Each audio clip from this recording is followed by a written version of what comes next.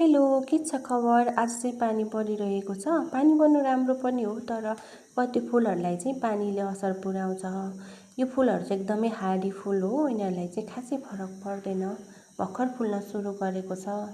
तर यो पिटुनियाहरू विशेष गरिकन त्यो पिटुनिया त पानीमै गाडिसक्यो भुइँमै। अनि मेरो गुलाबको फुलहरू पनि झुकेका छन्।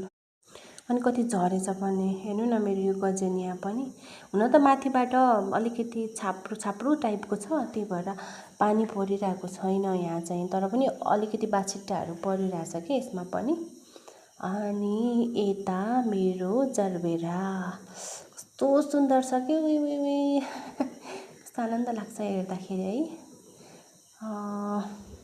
यिनीहरू चाहिँ ओत लाग्ने ठाउँमा नै छन्, त्यही भएको कारणले गर्दा यिनीहरूको फुल अलि देरसम्म रहन्छ। तर त्यतातिरको फुलहरूमा चाहिँ पानी परेको छ। फुलमा पानी पर्यो भने धेरै समयसम्म टिक्दैन कि फुल झरिहाल्छ छिट्टै।